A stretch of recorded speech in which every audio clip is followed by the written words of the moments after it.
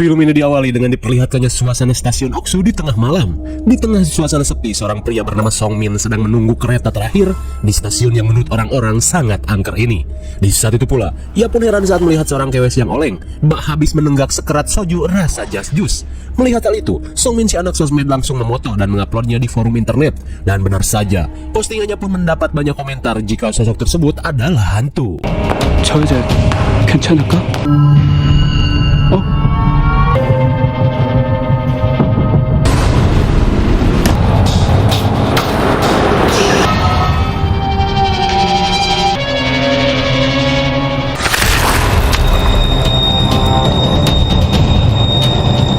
Malang sekali, Song Min pun harus meninggoy dengan kondisi yang mengenaskan. Kira-kira misteri apa yang tersimpan di stasiun ini? Sabar, karena film pun baru dimulai. Kemudian kisah beralih pada 1 bulan sebelum kejadian tadi. Terlihat seorang wartawan cantik bernama Nayong sedang melakukan sidang akibat laporannya dianggap berita hoak. Dan akibatnya, perusahaan mereka harus membayar denda senilai 50 juta won. Di malam harinya, setelah mengalami nasib sial, Nayong dan teman-temannya kebingungan untuk membuat sebuah berita yang bisa mengembalikan citra perusahaannya. Mendengar hal itu, Seng Jun memberi saran untuk membahas berita tentang stasiun angker Oksu, di mana akhir-akhir ini stasiun itu sering sekali terjadi keanehan hingga memakan korban.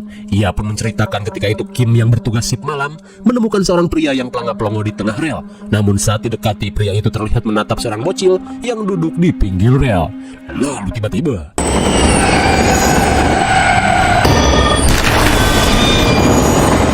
untung saja Kim berhasil menghindar. Lalu Seng Jun mengatakan jika masih ada satu orang lagi yang pernah melihat sosok bocil misterius itu, yaitu seorang pekerja evakuasi jasad. Mendengar hal itu, Nayong berniat untuk menemui pria tersebut.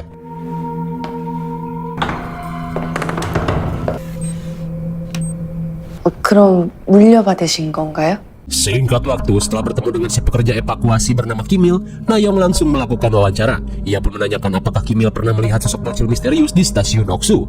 Mendengar hal itu, Kimil pun menceritakan saat ia melakukan evakuasi pada jasad yang tercium kereta api, di mana pada saat itu ia melihat seorang bocil kucel yang bersembunyi di kolong tangga. Dan saat ditanya, si bocil malah menunjukkan sebuah angka. Namun saat Kimil memalingkan pandangan, bocil itu tiba-tiba menghilang begitu saja. Setelah mendengar cerita tersebut, Nayong pun semakin penasaran. Setelah mewawancarai Kimil, Nayong langsung menelpon Kim dan memintanya untuk menyalin rekaman CCTV saat kejadian pria tercium kereta. Meskipun beresiko dipecat, namun Kim mencoba untuk membantu. Di malam harinya, Kim berencana untuk menyalin rekaman CCTV secara diam-diam.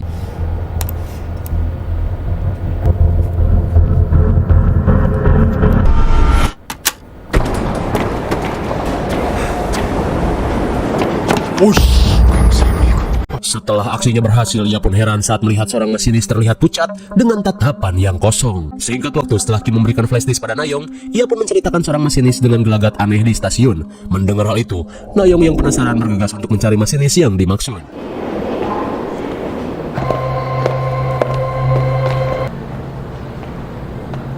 Tanpa basa-basi, Nayong langsung melakukan wawancara. 인터뷰 좀 부탁드려도 될까요? 왜 계속 여기 계시는 건가요?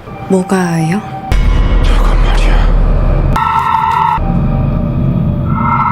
Tanpa Nayong sadari, si masinis sedang ditempeli sosok setan bocil. Tak cuma itu, tangan si masinis terdapat luka cakar dan juga buduk di lehernya.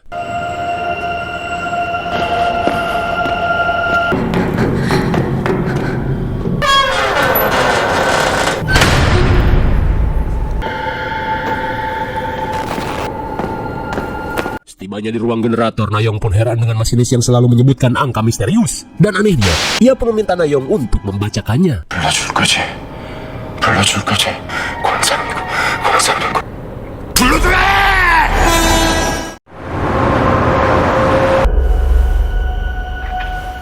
Kembalinya ke kantor, Nayong langsung mendapat kejutan dari rekan-rekannya karena berita yang ia buat telah tembus 300.000 pembaca. Namun pesta langsung dihentikan atasannya yang bernama Sojin, di mana ia menanyakan kebenaran Nayong yang mengaku telah mewawancarai si masinis. Karena sebenarnya masinis yang diwawancarai oleh Nayong sudah meninggoy beberapa hari yang lalu. Kemudian Sojin meminta Nayong untuk mengecek CCTV stasiun.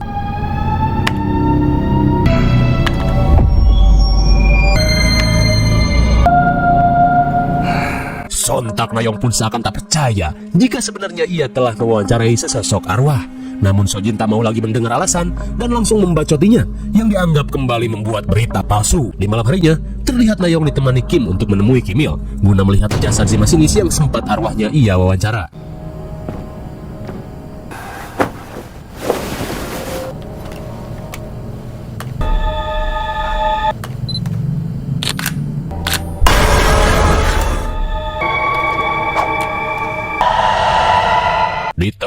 Kemudian Kim Il mengatakan jika semua korban yang ia tangani di stasiun Oksu semuanya terdapat bekas cakaran di sekujur tubuhnya.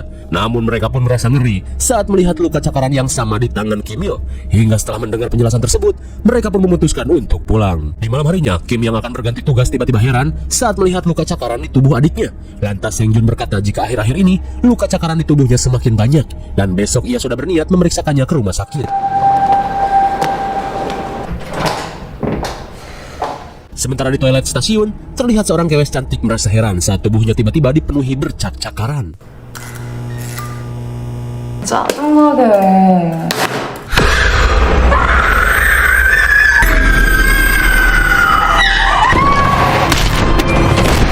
Sementara itu, Seng Jun yang bertugas terlihat mengecek WC wanita setelah mendengar teriakan yang mencurigakan. 계세요?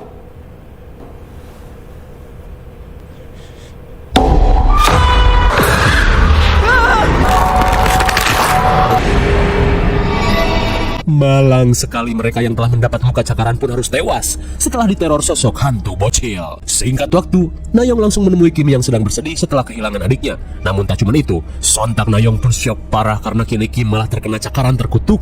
Dimana ketika Kim akan pulang dari stasiun, ia yang melihat seorang bocil aneh tanpa sengaja malah menyebutkan nomor yang tertera pada baju si bocil. Sepulangnya ke apartemen, Kim yang kini mempunyai kutukan terlihat ketakutan. Ia pun tidak ingin nasibnya sama seperti adiknya dan juga para korban di stasiun. Mendengar hal itu, Nayong berusaha untuk menenangkannya dan meminta Kim untuk beristirahat.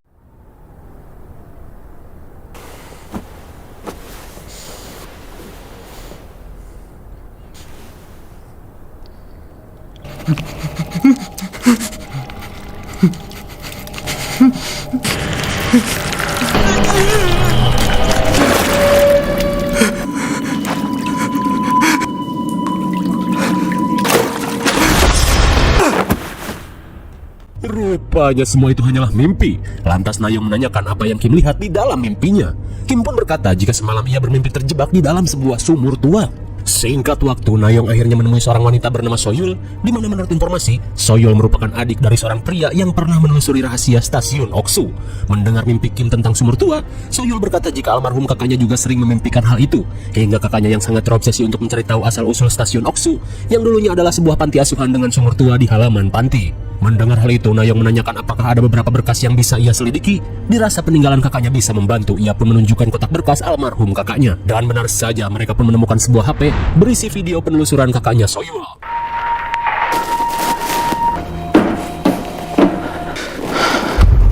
옥수역 배역사입니다.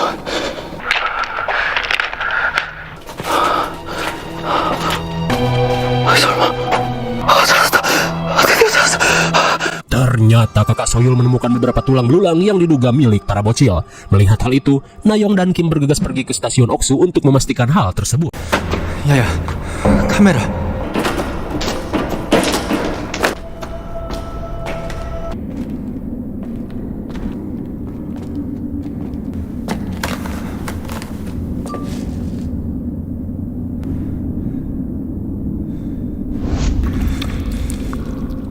Sontak Kim pun syok parah saat kamera miliknya mendeteksi sebuah wajah. 왜 그래?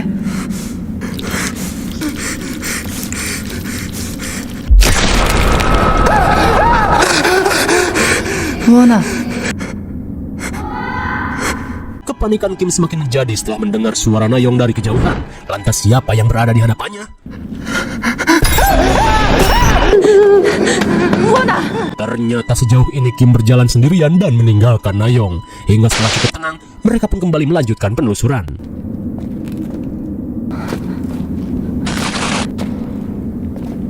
Dirasa ada sesuatu di balik pintu besi ini, mereka pun langsung mengeceknya.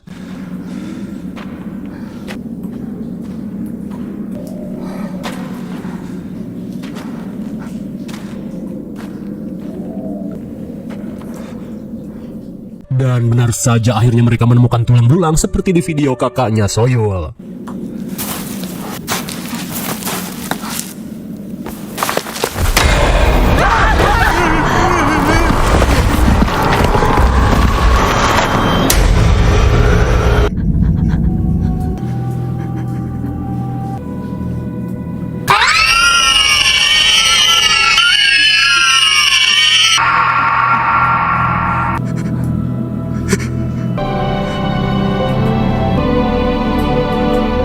Setelah mengungkap kenyataan ini, Nayong pun bertekad akan memberitakan hal ini pada media massa. Hingga setelah kejadian itu, para polisi pun berdatangan untuk melakukan olah TKP.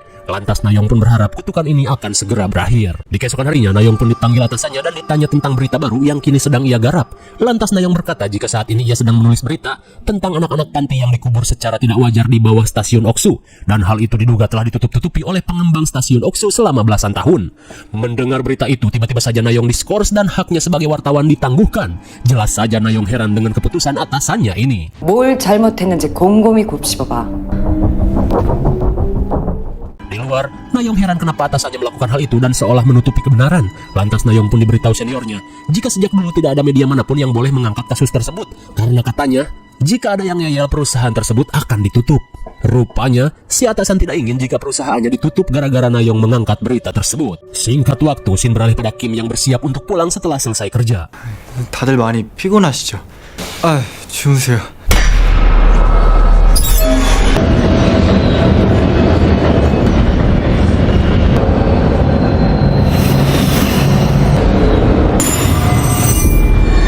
Di tengah kepanikan, sontak Kim pun heran saat melihat tanda di tangan Kim Il yang tiba-tiba saja menghilang, seolah telah terlepas dari kutukan. Akan tetapi luka di tangan Kim masih ada sampai saat ini. 왜 나만 그대로인 거예요? Sesaat kemudian, Kim yang penasaran datang menemui Kim Il untuk menanyakan tanda cakar di tangan Kim Il yang tiba-tiba menghilang. Dan betapa syoknya Kim saat Kim Il berkata jika tanda kutukan itu tidak akan hilang jika tidak dipindahkan pada orang lain.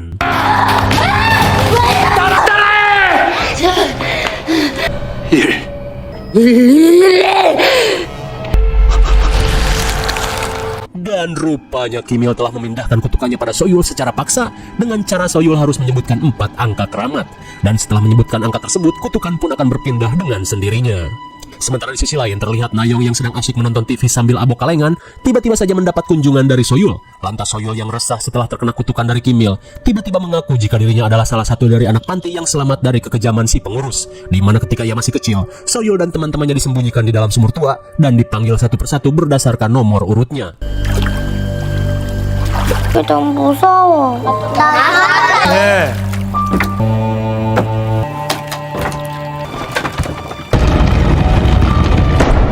Rupanya itulah asal-muasal nomor keramat yang jika disebutkan akan terkena kutukan.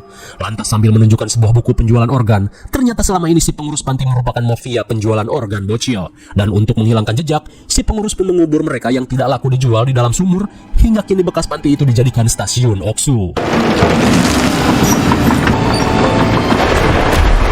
Dan kini Soyul akan menerima kutukan yang ia dapat untuk menyusul teman-teman pantinya. Mendengar hal itu, sontak Nayong pun syok parah. Di keesokan harinya, Nayong yang baru bangun mendapat telepon dari Kim, di mana Kim meminta Nayong untuk menyimpan nomor HP-nya yang baru.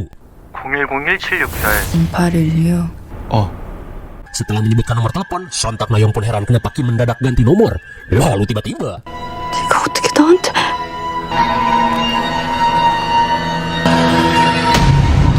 있어야 해. 그리고 그 사람도 Mike.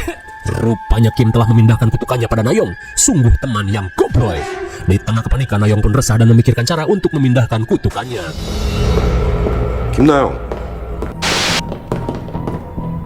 Singkat waktu, Nayong pun menemui atasannya. Lantas Nayong berkata jika ia memilih untuk keluar dari pekerjaan ini daripada harus ditangguhkan tanpa kejelasan. Mendengar hal itu, Sojin pun merasa senang karena ia tidak harus memberi pesangon. Akan tetapi Nayong memberikan syarat jika Sojin harus menyebutkan angka yang ia berikan terlebih dahulu. Meskipun terdengar aneh, ya lumayan gak harus bayar pesangon. 한 번만 읽어줘요. 0816. 참 쉽네.